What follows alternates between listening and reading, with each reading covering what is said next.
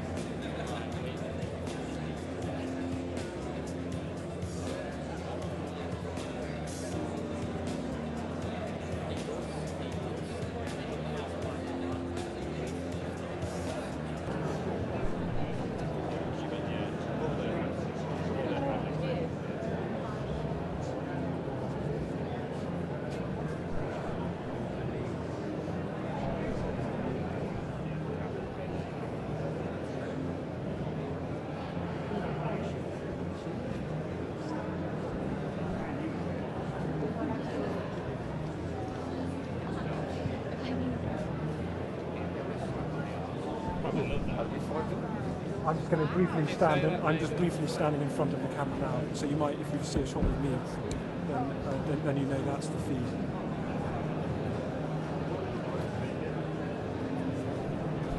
Yeah. Okay. So that's Jason's. That's the one that Jason's live is coming from. Yeah. All right.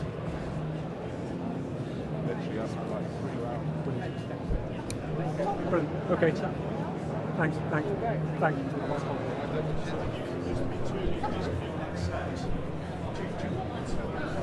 Are you on line of sight here? Yeah. Right.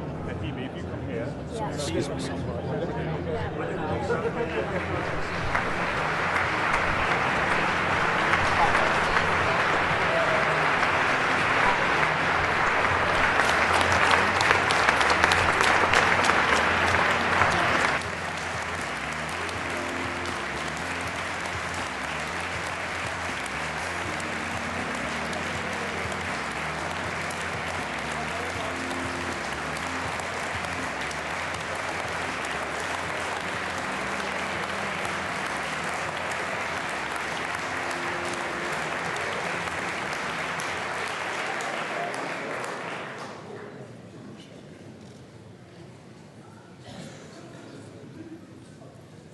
Ladies and gentlemen, please welcome to the stage the chairman of the Conservative Party, James Cleverly.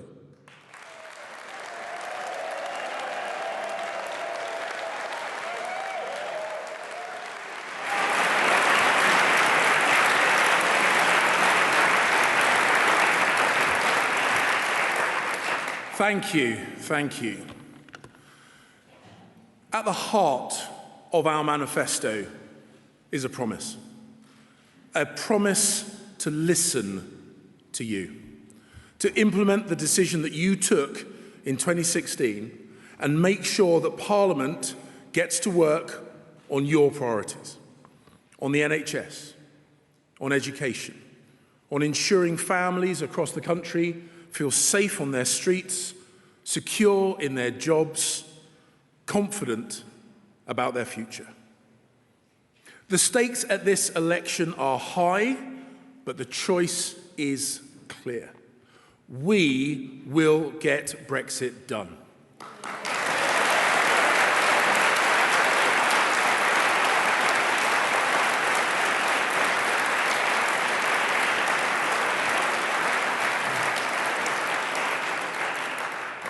We will clear the logjam and end the political paralysis of the last 3.5 years and start the process of bringing our country back together. But what would Corbyn do? Indeed. He'd prolong the arguments about Brexit. More political navel-gazing and infighting. Parliamentary games rather than delivering on people's priorities. Labour talk about offering real change, but the kind of change they're offering is not the change we need. Change from a growing economy to a broken one. No, thank you. Change from record employment to dole queues around the block. No, thank you. Change from personal choice and freedom to state-run monopolies. No, thank you. All their ideas, all their policies are rooted in the past. Ours look to the future. Theirs empower the state.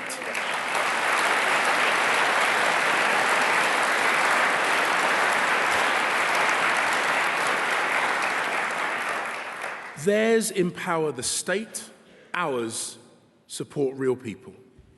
Now, Corbyn's got policies and plans. He's got lots of them. He's got plans to seize the property of businesses and charities, renationalise great swathes of our economy, for example, hitting hard-earned pensions of millions of workplace savers just like you. He has loads of plans. But what he doesn't have is a plan to deliver Brexit. Unable to say even which way he would vote in a referendum that he would call. Now, Boris has negotiated a deal, a good deal, a great deal, a deal that is supported by every single Conservative candidate at this general election, a deal that would provide resolution and would let us refocus on the priorities of the people who elect us. But Labour offer more dither and delay. And because Jeremy Corbyn has abandoned Scotland and undermined Scottish Labour, his only chance of power is by cutting a deal with Nicola Sturgeon. And we know what her price would be. Another divisive referendum on ripping Scotland from the United Kingdom, destroying the most successful political union in world history. Another once-in-a-generation decision retaken. We say no.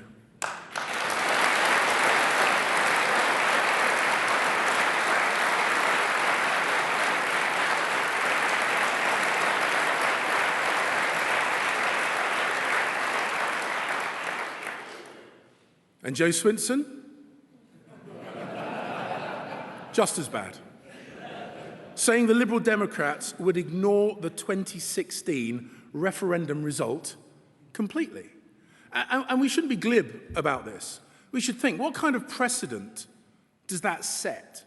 Because if you don't respect the vote, you don't respect the voters.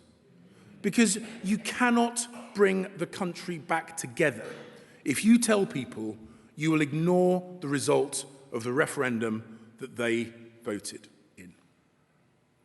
We need to bring this country back together. And we bring people together by ensuring that communities right across the UK can grasp the opportunities of a world-class education, of a strong economy and a booming jobs market. We bring people together by protecting and investing in the public services on which we rely. We bring people together by unlocking the investment and celebrating and supporting the growing number of businesses in the UK that create our nation's wealth. That is how you bring people back together.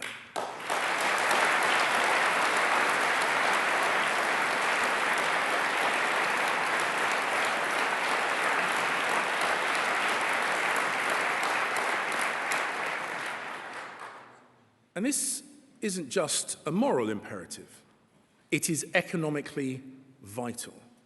Because, unlike Labour, we have a leader who understands the symbiosis between a strong economy and world-class public services. You cannot have one without the other.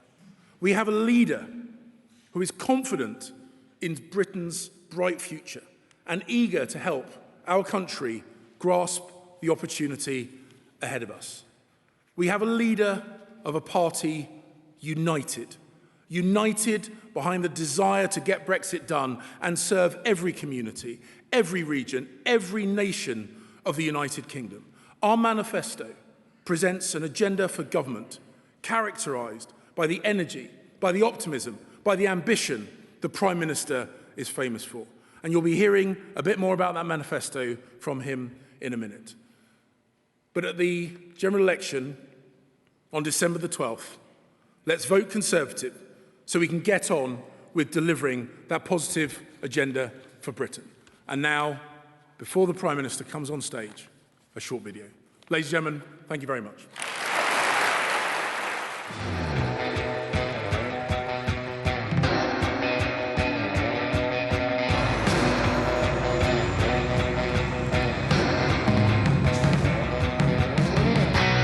So let's get Brexit done and unleash the potential of the whole of the United Kingdom.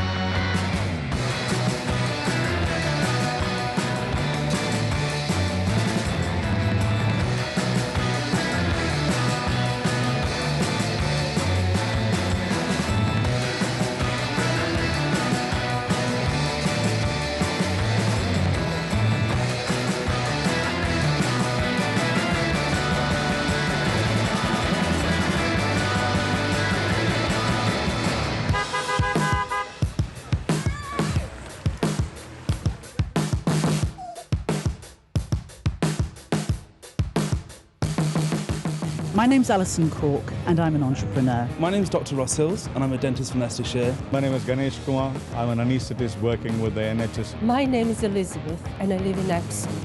And I support the Conservative manifesto because it supports people like me. This manifesto proves that they're the party of the NHS. It commits to £33.9 billion extra for the NHS, 20 new hospital upgrades, 40 new hospital sites over the next few years. And it's only with our strong economy we can invest in our schools. Thank you so much. Thank you.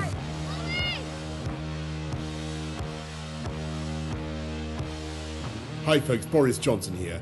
We've had 3 years of a parliament that does nothing except argue. But that's why the general election on the 12th of December is so important. You can break the deadlock and get parliament working again. We're looking forward to the manifestos. Okay. Go Boris! Go Boris! And voters, like you, will decide the kind of future that Britain has, the kind of future in store for you and your family. And there are two very different futures in front of us. You can vote for Jeremy Corbyn or the Lib Dems and get another hung parliament, or we can elect a parliament that works for you.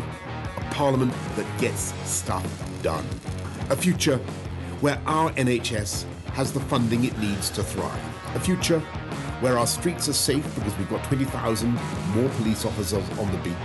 A future where every single child gets a world-class education no matter where they go to school. And that's why I'm backing the Conservatives at the election. Come December 12th, I'll be supporting the Conservatives. We want to feel that the government is behind us and the Conservatives are.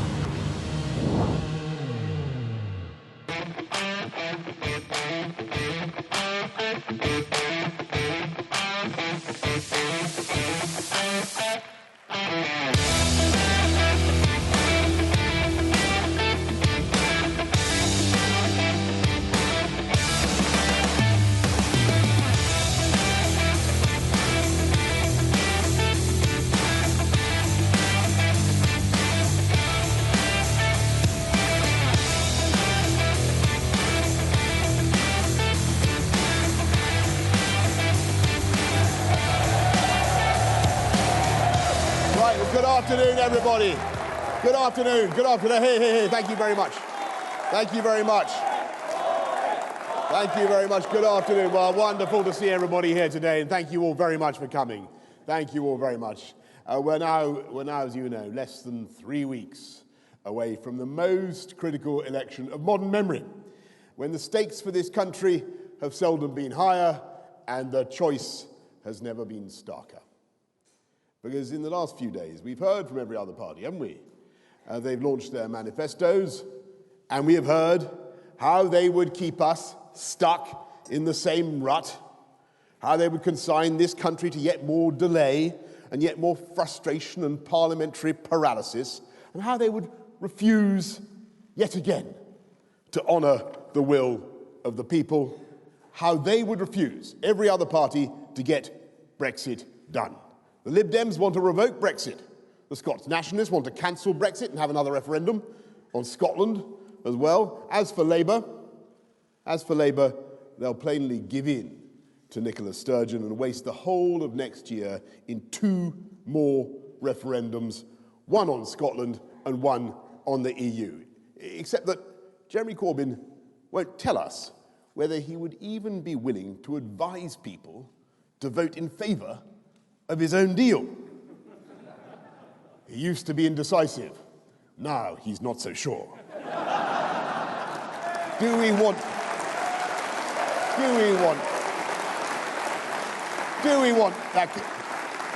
that kind of leadership, my friends? Do we want more delay? Do we want more dither and drift and deadlock and division? Do we want 2020 to be another year of defeatism and despair? No, we don't. We want to move forward because this country has an incredible future. And here it is, I believe, as at least the partial blueprint for that future. Here is the route map to take us forward. Because unlike any other party standing at this election, we're going to get Brexit done. With a deal that is pre-cooked, ready to go, oven ready, as I keep saying, approved not just by our friends in the EU, but by every single one of the 635 Conservative candidates standing at this election. A deal that will allow us to deliver absolutely all the opportunities of Brexit, from free ports to free trade to cutting VAT on sanitary products, improving the welfare of animals. Get Brexit done, and we can restore confidence and certainty to business and to families. Get Brexit done, and we'll see a pent-up tidal wave of investment into this country. Get Brexit done, and we can focus our hearts and our minds on the priorities of the British people, because it is this one nation Tory party that is already embarked on the biggest cash boost for the NHS for a generation. And today, in this manifesto, we pledge 50,000 more nurses and their bursaries and 50 million more GP surgery appointments. And today, we make this guarantee to the British people that we will tackle crime with 20,000 more police officers and tougher sentencing, and that we will sort out our immigration system with a points-based Australian-style system, that we will invest millions more every week in science, in schools, in apprenticeships, and in infrastructure, and control our debt at the same time. And that we can reach, and we will reach, net zero by 2050 with clean energy solutions. And we can do all these things. We can do all these things. Here's the kicker. Here's the really, we can do all these things without raising our income tax, VAT, or national insurance contributions. That's our guarantee. And in this manifesto, there is a vision for the future. There is a vision for the future of this country in which we unite our amazing country and level up across the country with infrastructure, education, and technology. And it's appropriate, though, of course, that we're here in Telford, because it was here or hereabouts more than 200 years ago that the Phlegmafontein fires of Colebrook Dale created the first industrial revolution. And this whole region was a giant crucible in which colossal quantities of hydrocarbons were burnt to smelt iron and steel and to turn water into steam and power. And it's an incredible thing that here, once again, in the West Midlands, a new industrial revolution is taking place. Not by burning coal, not by emitting CO2, but thanks to British ingenuity, we can make electrons swoosh so efficiently from anode to the cathode, I think, or possibly vice versa, but that's the right idea, that after decades of trying to make electric cars, we can now do it, and we can make electric buses, and it won't be long before we will be making electric or part electric planes. And we in this One Nation Conservative government don't want to wait for this future, because we believe that after 3.5 years of being held back by a broken parliament, it is time to unleash the potential of the whole country and to forge a new Britain. And yes, I'm proud that we have in our national capital the greatest city on earth, but I know, and every survey confirms, that genius, talent, ability, flair are all distributed evenly throughout the United Kingdom. Opportunity is not distributed evenly. And I believe passionately that with education, infrastructure, and technology, we can tackle that unfairness, we can unleash the potential of this whole country, and we can make those investments precisely because we One Nation Conservatives also support a dynamic market economy. And that's why we're cutting taxes for small businesses, and why when people get up at the crack of dawn to prepare their family business, and when people take out a mortgage to fund a new venture, or when they risk everything on a new product or trying to find a new market, we don't sneer at them, we cheer for them. And that is the choice. That is the choice at this election.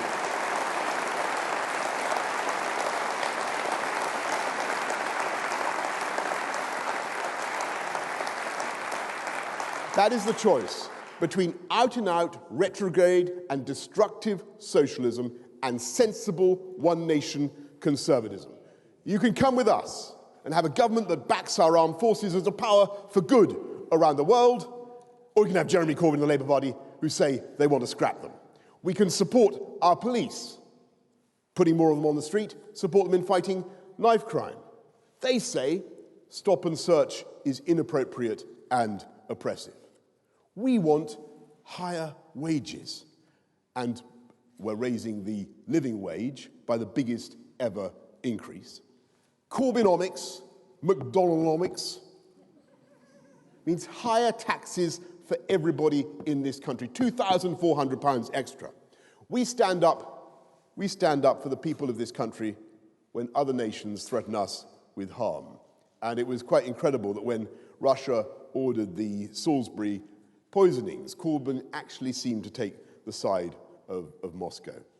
Above all, and here's the most important difference we face in the next few days, we will get Brexit done. And we will end the acrimony and the chaos, whereas they want to rip up our deal and negotiate a new one. But we don't yet know of a single Labour MP, or indeed any other MP, who would support this deal. In fact, we don't even know if anybody believes in Mr. Corbyn's New Deal, apart from Mr. Corbyn. And not even he believes in it. I mean, can you imagine the negotiations that would take place if the Corbyn-Sturgeon coalition were to come in? What on earth are they supposed to think in Brussels? Bonjour, Monsieur Corbyn. Comment allez-vous? Tell us about this deal that you want. What do you mean? You don't really want it? What do you mean you don't really believe in it? You're not going to advocate it? Then who does believe in it? Not Monsieur MacDonald? Not Monsieur Stammer? Not Madame Abbott? Then who does believe in it? Who? It will be... It's farcical.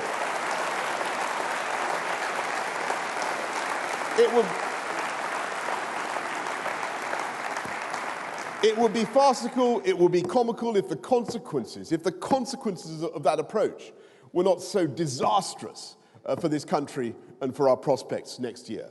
Let's give that madness a miss.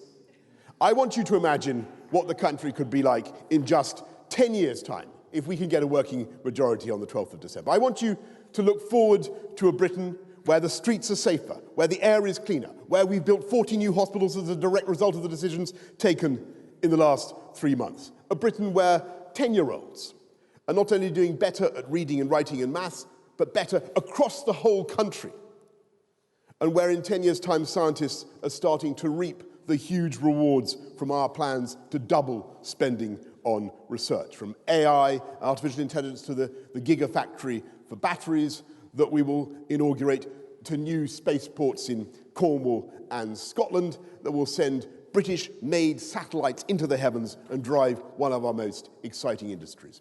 A Britain where we are uniting and levelling up, where great new infrastructure is helping to rebalance the economy, delivering not just Northern Powerhouse Rail and a metro-style system for the whole of the West Midlands.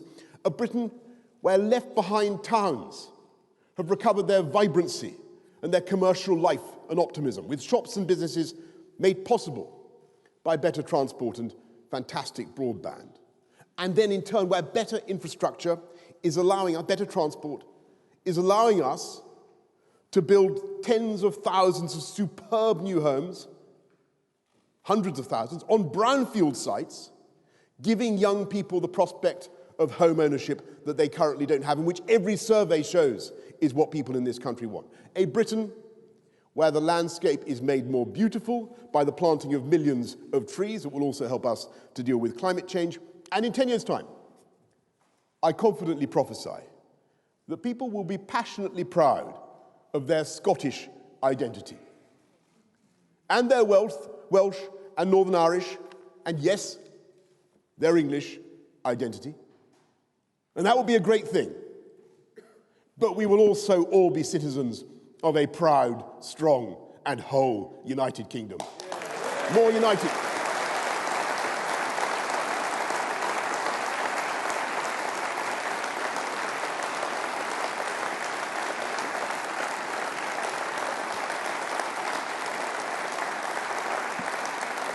more united than ever, flying that red, white and blue union flag that represents the best of our values, from democracy and the rule of law, from free trade to free speech to the freedom to love whomsoever you choose, from championing 12 years of quality education for every girl in the world, to protecting the planet's wildlife from the tragedy of habitat loss and extinction. And a Britain that is able to lead the world, as we do, in tackling climate change and reducing our CO2, as I say, to net zero by 2050, not because we hate capitalism and want to destroy it and want pointlessly to make an enemy of enterprise, but because the private sector makes the brilliant technical breakthroughs that enable us to cut CO2 and pay for great public services and create great high-skilled jobs. And that is the vision that we are offering, to make this country the greatest place to live, to breathe, to be, to raise kids, to start a business, the greatest place on earth. And I propose, isn't that our vision? I propose that we get on with it now. I don't want to waste 2020 in 2 more referendums. I want it to be an exciting and productive year, a year of prosperity and growth. Do you want to wake up on Friday the 13th of December and find a nightmare on Downing Street? A Corbyn-Sturgeon coalition of chaos? I say, let's go carbon neutral by 2050 and Corbyn neutral by Christmas. Let's go.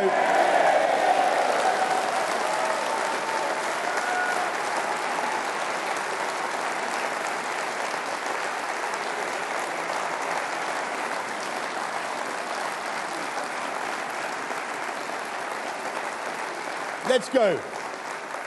Thank you, Margaret. Let's go for sensible, moderate, but tax-cutting, one-nation conservative government and take this country forwards. Thank you all very much. Thank you. Thank you. Thank you, everybody. Thank you. Thank you. Thanks, everybody. Thanks, everybody. Thank you. Thank you. Thank you. Thank you. We're going to take some questions from the media now, and I'm going to go first to Robert Peston of ITV, if he's here. Robert. Mr. Johnson, you're proposing $3 billion a year of extra public service spending compared to Labour's promise of £83 billion a year. Equally, you are proposing £8 billion a year of increased investment compared to £80 billion a year proposed by Jeremy Corbyn. So anybody who wants to see a definitive end to austerity, improvements in public services, they're going to vote for Labour, aren't they? Well, Robert, I couldn't disagree with you more, because if you look at this agenda, it is a radical agenda. This is a new Conservative government. By 2023, you will see, as a result of the decision we're making, a 29% increase in spending just on the NHS. The funding we're putting into the NHS, which we will begin, and we will continue as soon as we're back in Downing Street. If I'm lucky enough to be back in Downing Street in December, we will be investing, as I say, the biggest ever cash boost to the NHS. 50,000 more nurses, 50 million more GP appointments, and we're bringing back the bursary for nurses as well. I believe absolutely passionately that it's our job as One Nation Conservatives to support a step change in funding of our great public services, particularly the NHS, and that is what we're going to do. And yes, of course, it is true that we're doing it in a sensible way, and we're making big commitments now. We're making big commitments over the lifetime of the Parliament, and particularly on public services and infrastructure. But we can only do that because we manage the economy sensibly, and we have a dynamic and growing economy. And I'm sorry to say, I'm sorry to say that some of the spending commitments I've seen from Mr. Corbyn and the Labour Party, really, I think they staggered even some of his most left-wing supporters, and they would put up spending to 1.2 trillion. You'd have a tax bill for every every person in the country of, every taxpayer in the country of £2,400. And what I think people need to understand is that at this crucial moment, we're able to make big investments in our infrastructure, make big commitments because we've got interest rates low. And when the markets look at commitments of the scale that Labour is making, I'm afraid they will mark us down. And they will say to this country, you can't have interest rates that low. And that will mean the mortgages go up for everybody in addition to people's tax burden. I never forget, folks, that whenever Labour has left office, they've left the public finances in ruins. It was true last time, it's always true throughout history. And unemployment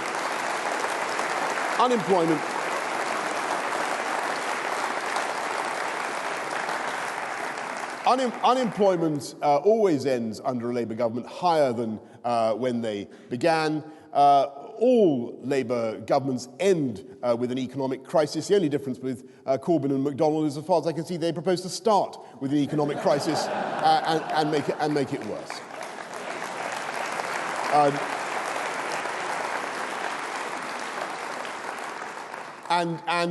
And never forget that they would miss the golden opportunity to get Brexit done, because that is what is really going to lift the inertia and uncertainty from our economy next year, get it motoring in the way that that we want, and they would squander that year in yet another referendum on the EU and another one on Scotland, which would not only be politically and democratically damaging, but economically disastrous as well. So next, please, Laura Koonsberg from the BBC.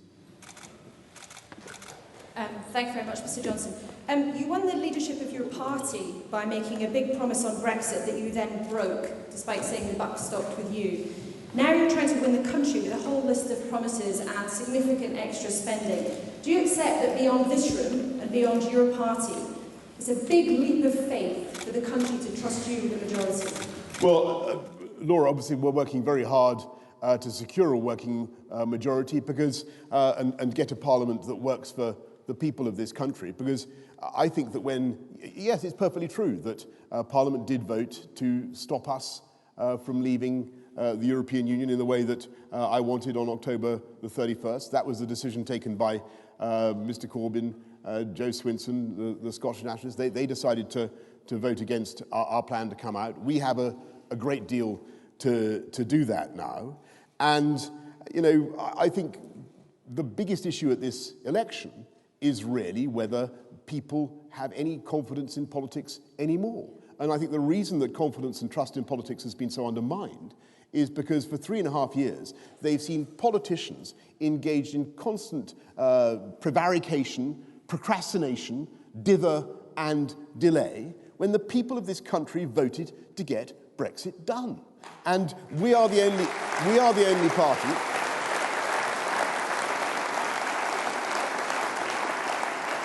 We're the only party at this election that has a prospectus to do that. We've got a deal that as I say, is ready to go. Let's get on and do it. And that, I think, is the way to bring our country together and to enable us all to focus on the priorities that we care about, particularly the NHS. Beth Rigby, Sky. Thank you, Prime Minister. I just want to pick up on the issue of trust and trust being undermined, because aren't you part of the problem? In the leadership race, you promised an income tax cut for higher earners, now dropped from the manifesto. You also promised do or die to leave the EU on October the 31st, when you didn't have a majority in Parliament to deliver on that promise. 3 times the Conservative Party extended Article 50. Voters laughed at you in 2 recent television performances when you said that truth in politics is important. Do you understand why many people simply don't trust you? Well, I have to say, Beth, that, I repeat my point. I was absolutely determined to come out on October the 31st, and people were amazed. All the skeptics and the critics turned out to be totally wrong. They said that we wouldn't get a deal. we wouldn't be able to change the withdrawal agreement, and we did. I was absolutely confident we would be able to do that. Actually, what happened, if you remember, was that Parliament decided to give a first approval to that withdrawal agreement, which everybody said was impossible, and they then senselessly voted to extend yet again. And I'm afraid that it was Parliament that passed that law, and I think it was a great mistake. On your point about, and that is why I'm afraid we do need to fix this broken Parliament, get a working majority, and get that deal over the line. It's a great deal. It enables us to do everything that we want, and I hope that we can get on and do it. And I also hope that we can get on and, with our new Parliament, because we do want to do some great things to help people on taxation. Yes, it's true that we are not prioritising tax cuts for the high earners at the moment. We are looking, of course, at the moment to do what we can to help people with the cost of living. And that's why we're lifting up the living wage by the biggest ever amount. That's also why we're cutting national insurance contributions. And, and look at the difference between us and the Labour Party, who the only other potential Prime Minister, I'm afraid, at this election is Jeremy Corbyn, supported by Nicola Sturgeon. And every independent analysis I have seen suggests that his pledges, which are being added to every day, would lead to massive tax increases for people across this country. We're cutting taxes, managing things sensibly, putting huge investments now into the NHS and into public services. We will continue to do that throughout this Parliament.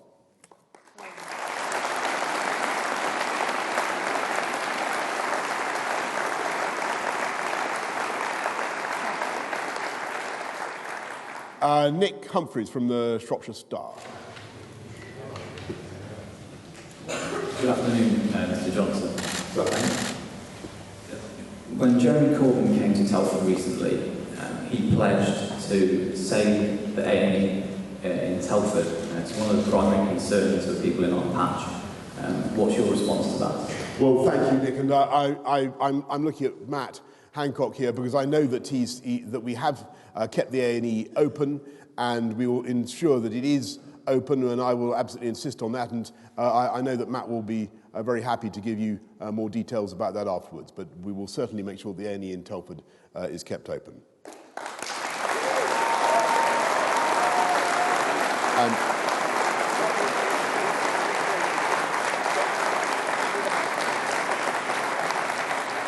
And by the way, to repeat my final point, we can only do that because we run a strong and dynamic economy. And if we want to make long-term funding in the commitments to the NHS, which we passionately do, we have to continue to run the economy sensibly and not go after wealth creators as though they were somehow enemies of this country. People who run businesses, people who get up early to get their shops ready, they are doing a fine thing, and we should be supporting them. Okay.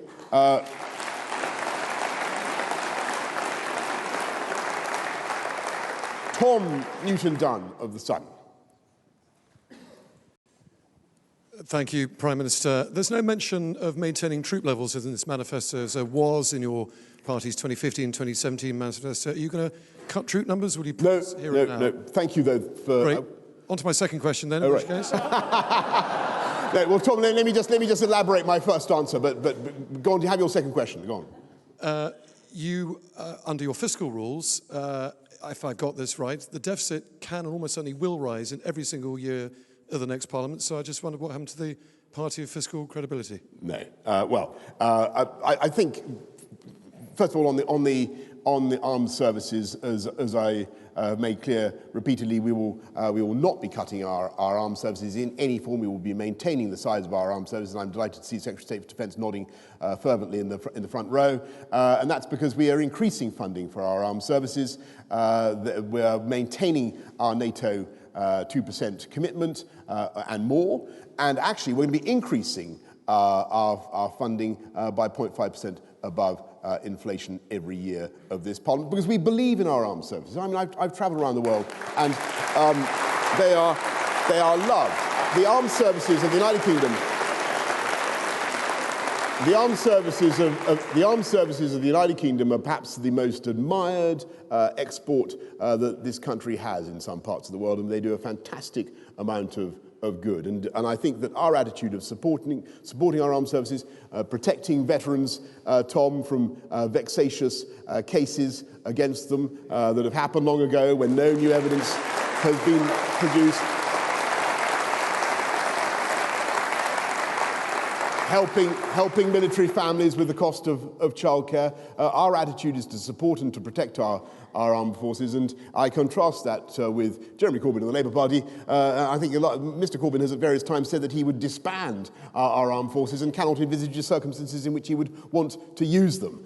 So there is a sharp distinction there. And on your point about fiscal discipline and prudence, we are maintaining fiscal discipline. But this is, and we will keep debt coming down. But you are, and you heard that I was attacked from the other end of the spectrum just now by, well, not attacked, but invited to comment from the other end of the spectrum by Robert.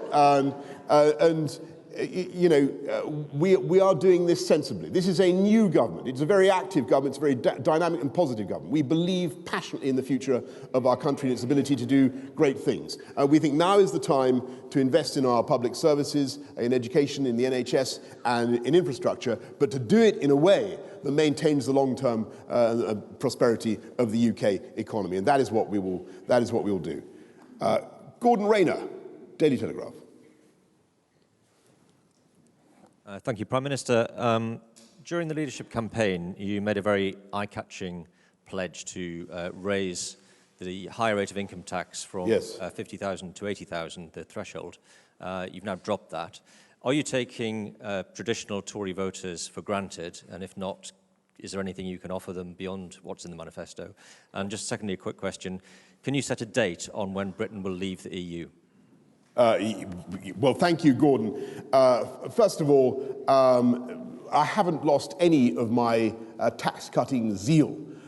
Just so you know, and when I was running London, we cut our share of council tax. I believe in cutting taxes where you can, and that's why we're cutting taxes on national insurance, which, by the way, helps everybody in the country, every taxpayer in the country. That's why we raised the personal allowance. We believe in cutting taxes, but I think at this particular juncture, when people, as a result of the economic disaster left by the last Labour government, when people have been going through some quite tough times and when people want to see spending on the NHS now, I think it is right to focus our tax cuts on people who need them most. And I hope you will agree with that. That doesn't by any means...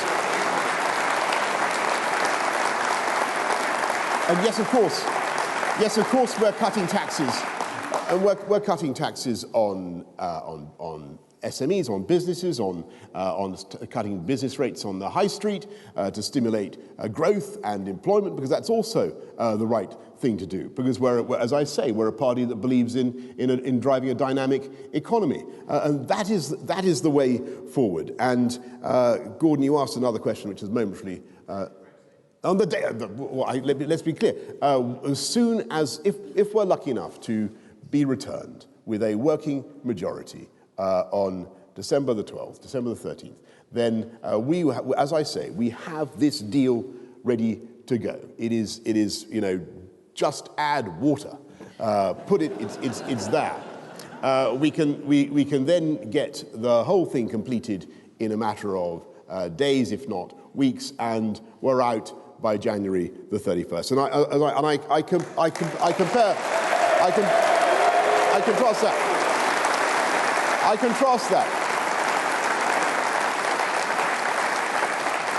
And I contrast that with the miserable, lackadaisical timetable of Mr. Corbyn, who would have another negotiation for another 3 months, then a 6-month referendum campaign. I've made the point already about the great vacuity, the nullity, the vast inanition at the heart of his policy on Brexit. We still don't know what he'd even try to achieve through this second referendum, this second deal, apart from dither, delay, more uncertainty at the cost of the whole UK economy.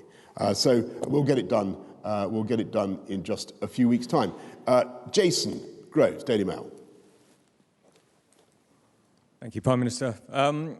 few months ago on the steps of Downing Street, you said you had a plan to solve the long-term crisis in social care. There's no sign of that in this manifesto. There's a bit of money to stop the system falling over and some warm words about the future.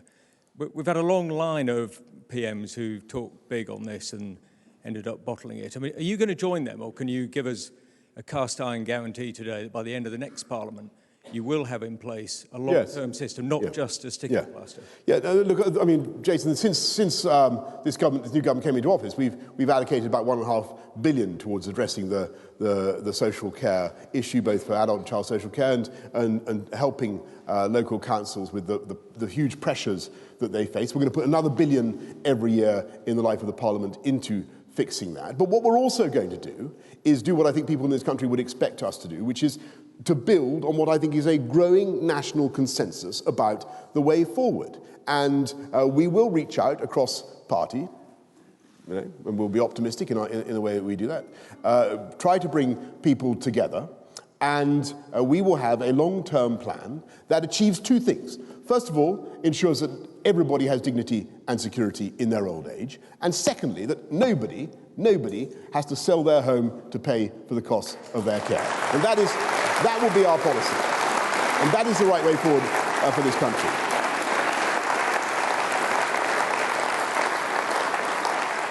I'm going to go to Rowena Mason from the Guardian.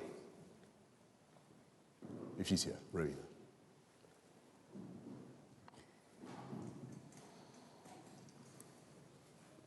Rowena Mason from The Guardian. Can I ask about the Conservative Party's decision to change its online Twitter feed to fact-checking UK as an example of it's been accused of being fake news? Does that undermine trust in the Conservative Party? Well, Rowena, I'm afraid that the Twitter sphere is not really my province. But what I can say is that I'm informed that the Labour have some sort of operation which is very similar to this. But I haven't followed this Twitter stuff with perhaps the attention that you would like, Rowena. I will apprise myself of the detail of this. But when it comes to, as I say, when it comes to trust in politics and the facts of this election, what we need to know, there is one giant fact which we continue to chase down. There is one elusive, like the hunting of the snark, or the quest for the answer to Fermat's last theorem, or the riddle of the Sphinx, or the Bermuda Triangle. We still, the one fact, the one that we wish to discover, the one hard crouton of fact that we search for in the great minestrone of Labour's policy on Brexit, is what is the position of the leader of the Labour Party on whether he wants to come out of the European Union. And I have to say, if you cannot answer, if you cannot supply a fact like that at this stage, with barely 18 days to go before polls open, I do not see how you can credibly take this country forward next year, or credibly get a deal with the European Union. That is the issue. We don't know.